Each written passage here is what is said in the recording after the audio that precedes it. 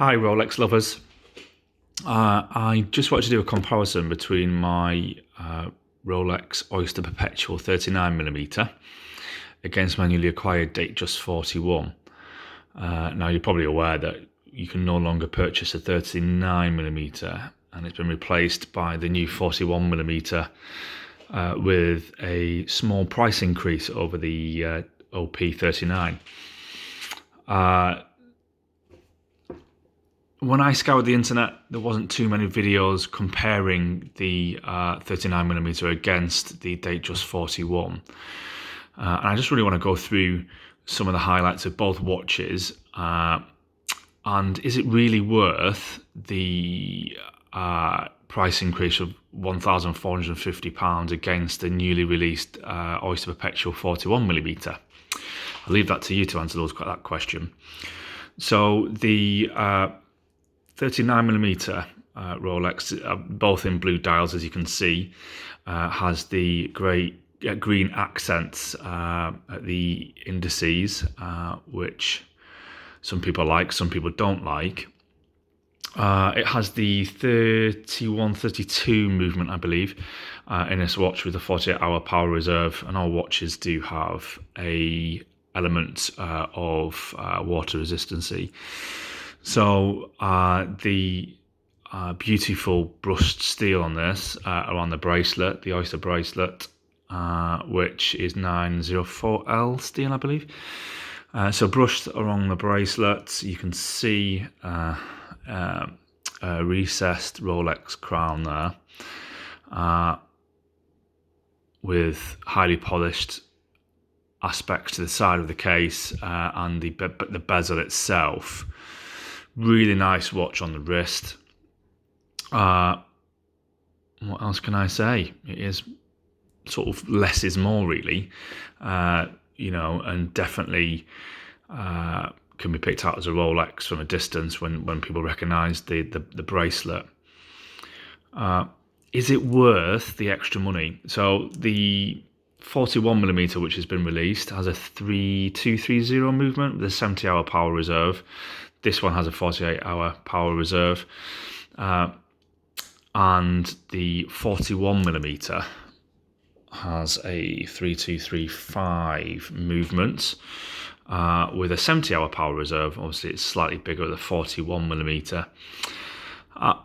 If you're not too worried about a date complication, if you can get hold of a 41mm, then if I could have, I would probably have purchased a 41mm and sold this 39mm. But they're really, really difficult to get hold of in the current climate.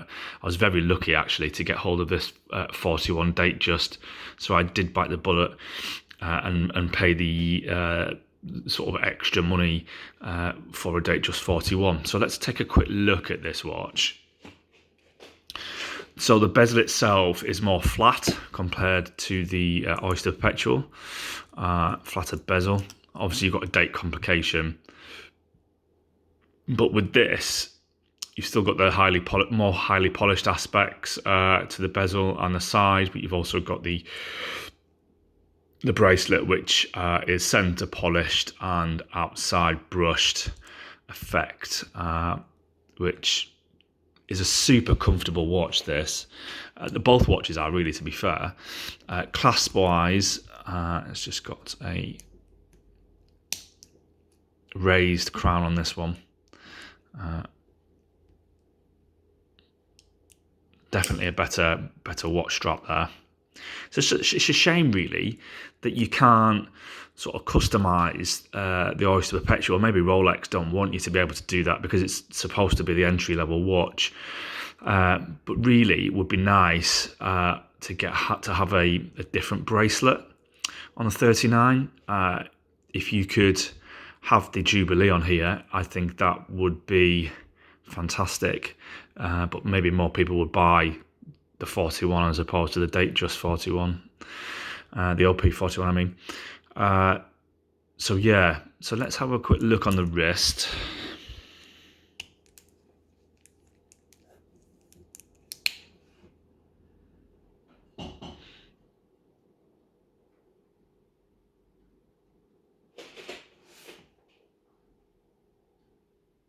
just where the sunlight catches the blue dial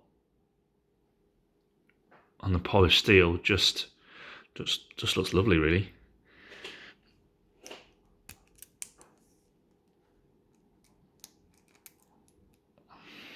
And 39. I'm just recording this on my mobile phone. I haven't got any fancy recording equipment. But I just wanted to do a video, both of them together, close up, just to see. And I'll put them both on the wrist and you can see them together.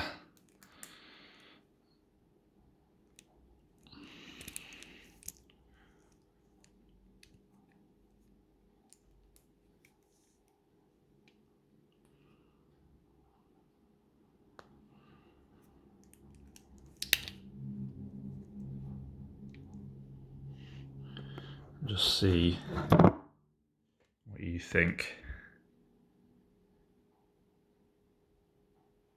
Would you stick with the 39 or OP39, or would you go for the datejust 41?